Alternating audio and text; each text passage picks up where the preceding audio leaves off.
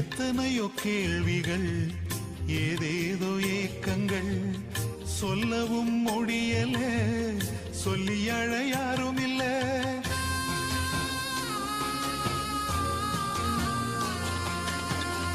எத்தனையோ கேள்விகள், ஏதேதோ ஏக்கங்கள், சொல்லவும் முடியல, சொல்லி அழ யாரும் இல்ல.